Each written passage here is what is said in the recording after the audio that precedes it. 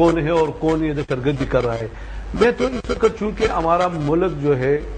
اللہ تعالیٰ کے فضل و کرم سے ایک ایٹمی قوت ہے اور ہم پاکستان پوری دنیا میں 6 نمبر کا ہمارا فوج ہے, انٹیلیجنس ایجنسیوں کے ہمارے بہت چرچے ہیں. تو میں تو اس بات پہ حیران ہوں کہ آج تک انٹیلیجنس ایجنسیاں جتنے بھی ہیں یہ کیوں ناکام ہوئے اس میں,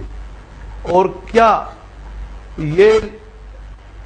لوگوں کو تحفظ تو چھوڑ دیجئے کہ وہ خود اپنا دفاع میں بھی ناکام رہے. آپ نے دیکھا پشاور میں ISI کے بلڈنگ پہ حملہ ہوا, لاہور میں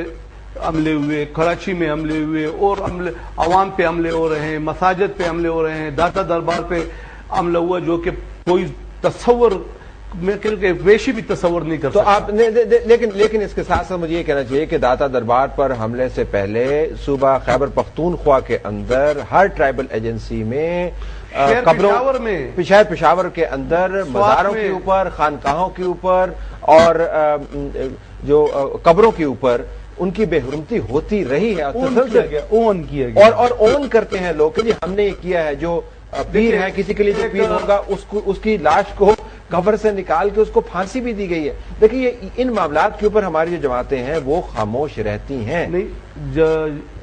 جماعت اسلامی, جمعیت علماء اسلام اور دیگر سیاسی جماعتیں جو ہیں وہ کبھی بھی اس پہ خاموش نہیں رہی.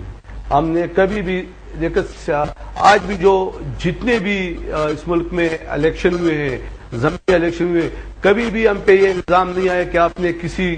دہشت گرد کو اپنے ساتھ کرا کے ووٹ مانگا, جبکہ ملک کی 2 بڑی سیاسی جماعتیں ایک دوسرے پہ مسلسل یہ الزامات لگاتے ہیں. زاہد کو زاہد, یہ جو تمام بحث سنتے ہیں تو آپ کو ایک تو پہلے عمومی طور پر کیا نظر آتا ہے, حالات کیا ہیں اور یہ ڈیبیٹ کس طرف جا رہی ہے؟ دیکھیں, میں مفتی منیب الرحمان صاحب سے بالکل متفق ہوں.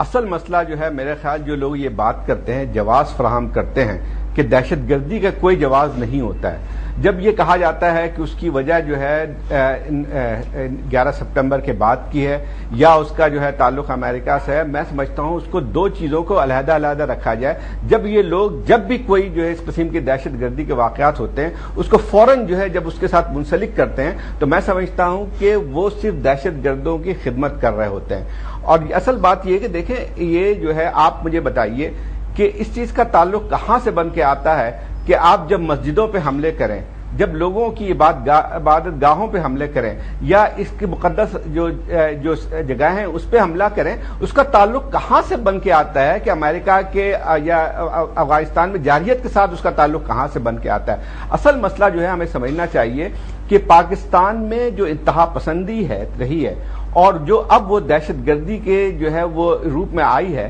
وہ جو ہے اس کی جو ہے جو بیج جس کو کہتے ہیں وہ ہمارے خود اپنے حکمرانوں نے جو ہے یہاں پہ بوئے ہیں. جو ہماری پالیسی رہی ہے, جو اسٹیٹ اور گورنمنٹ کی جو پالیسی 1980 1990 اور اس کے بعد بھی رہی ہیں, وہ اس کی جو ہے وجوہات عام طور پہ. لیکن زاہد کیا آپ یہ نہیں سمجھتے, زاہد آپ کیا یہ نہیں سمجھتے کہ بیرونی حالات میں تبدیلی کے بعد, اور میں آپ کے سامنے اور اپنے پینلسٹ کے سامنے رینڈ کارپوریشن کی رپورٹ آئی ہوگا, آپ نے بھی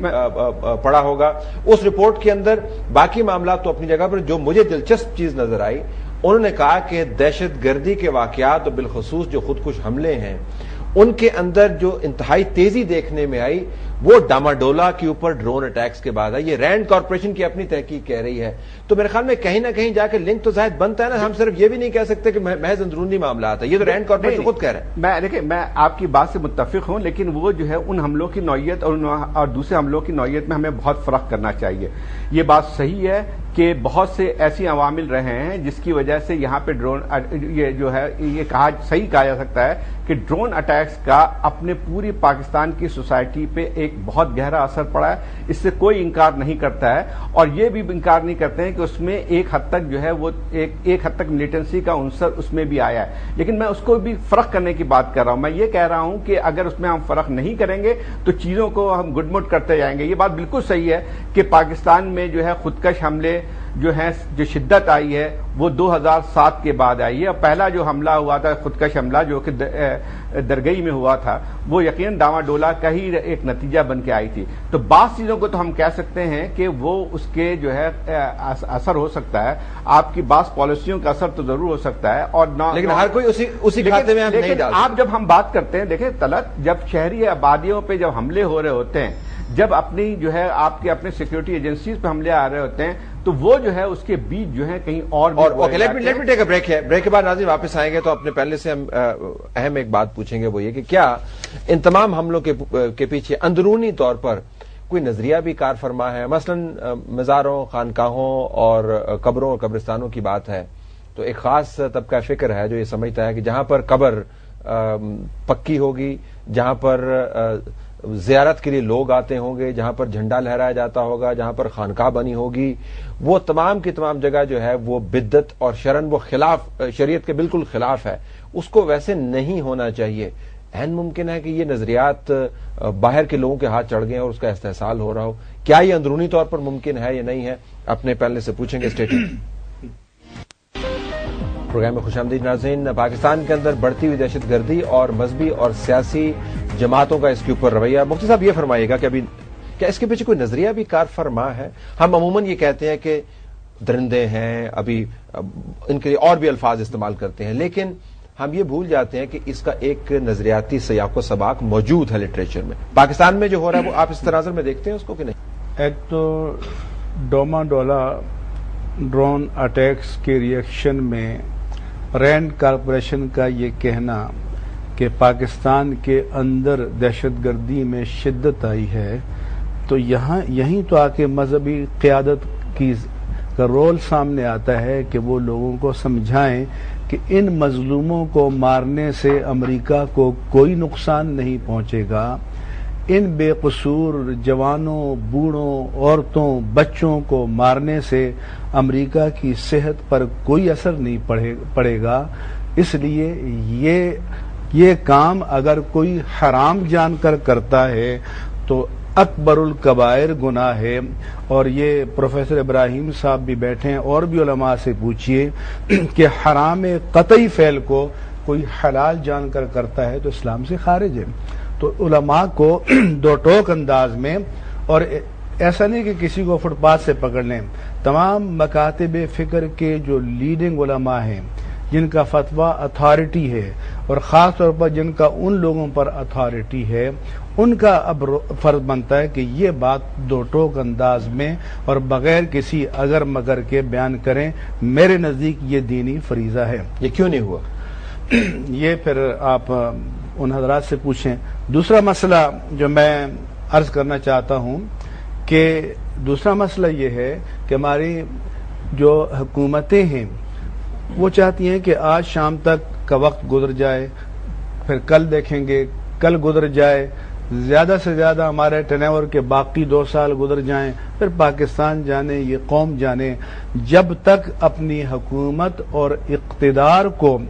ترجیح اول سمجھ کر فیصلے کیے جائیں گے، پاکستان تباہی کی طرف جائے گا۔ جب ریاست اور مملکت اور قوم اور دین اور اسلام کو ترجیح اول سمجھ کر فیصلے کیے جائیں گے تو بہت سے نقصانات بھی ہو سکتے ہیں۔ ابھی جو ہو رہا ہے یہ میٹنگز ہو رہی ہیں، پالیسی بن رہی ہے، اس میں اسٹیٹ ترجیح اول نہیں ہے۔ آپ اتنی میٹنگز کی، آپ اس کے بعد آپ اس نتیجے پہ پہنچے ہیں کہ حکومت ترجیح اول ہے، اسٹیٹ، ریاست، مملکت، قوم، دین نہیں ہے۔ اس کے علاوہ ایک اور نقطہ میں بتانا چاہتا ہوں کہ ہمارے ہاں جو پروسیجرل لا ہے، میں چیلنج کرتا ہوں، ابھی تو آپ نے خود میڈیا میں بتایا نا کہ مالاکنڈ میں اتنے پکڑے گئے، سوات میں اتنے پکڑے گئے، اتنے نے کنفیشن کیا، فلان جگہ پکڑے گئے۔ میں کہتا ہوں کہ ایک کو بھی عدالت کے آخری مرحلے تک سزا نہیں دی جا سکتی۔ تو جب تک پروسیجرل لا کو ہمارے زمینی حالات کے مطابق نہیں کیا جائے گا، اس میں سپریم جوڈیشری کو بھی ساتھ لیا جائے، اگر ان کی نظر میں ان مظلوم انسانوں کے خون کی کوئی قیمت ہے، وکلاء بھی اس ضرورت کو تسلیم کریں اور اہل اقتدار بھی تسلیم کریں۔ تیسرا یہ کہ پولیٹیکل ول نہیں ہے۔ اب پولیٹیکل ول کب ہوگی کہ جب جن کے ذمے جیسے یہ سیکیورٹی ایجنسیاں، تو ان کو فری ہینڈ دینا پڑے گا، اور جب اٹیک ہوگا، حملہ ہوگا، الزام ہوگا تو پولیٹیکل قیادت کو سامنے آ کے کھڑا ہونا چار چاہیے۔ نکات میں سے چار نکات میں سے آپ نے 3 نکات جو ہیں جیسے وہ حکومت کی ذمہ داری، جیسے ایبٹ آباد ہے، مثلا ایبٹ آباد میں موومنٹ